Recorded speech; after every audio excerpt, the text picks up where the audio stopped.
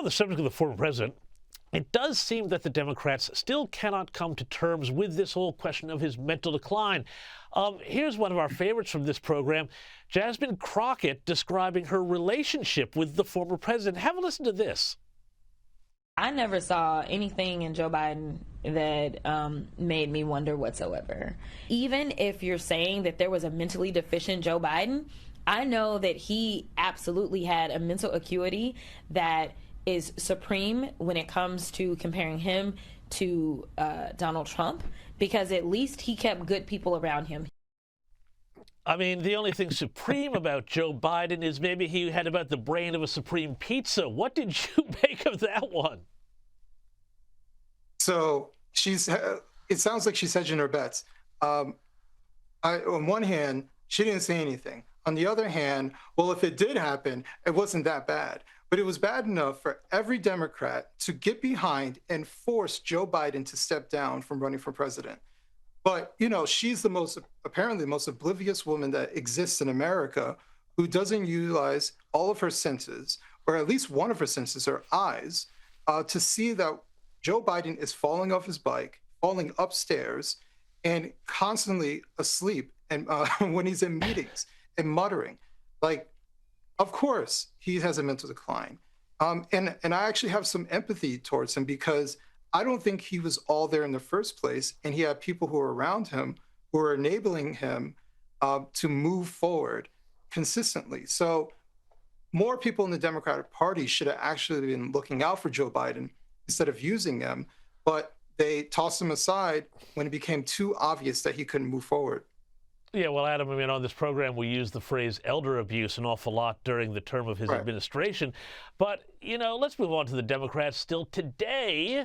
And one of the things that strikes me here, Adam, is that Democrats do not have any sort of positive message that would make people want to vote for them and inspire them. I mean, you've got Donald Trump, and he wants to make America great again.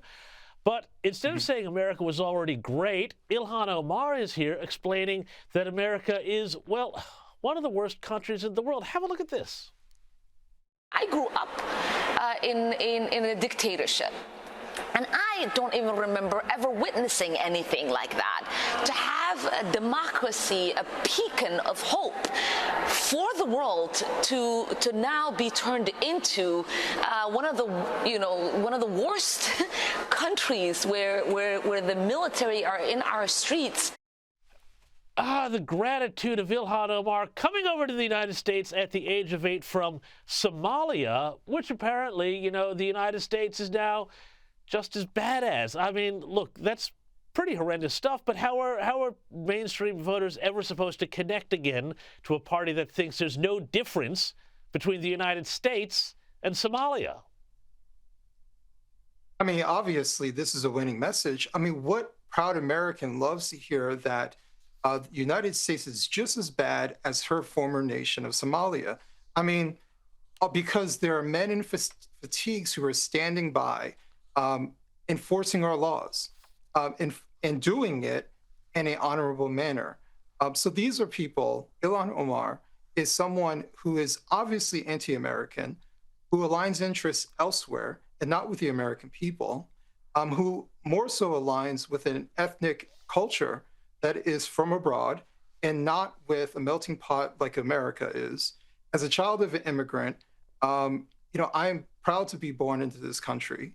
My father, who came to this country, came here for a reason, just like Ilhan Omar came to this country for a reason.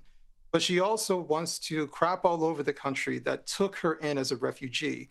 And there is something incredibly ungrateful that is coming from her mouth. And most Americans would basically take that stance. You came from a place where you were being oppressed, that you were left behind to come to our country and crap all over it. This is where people say, you know what, go home.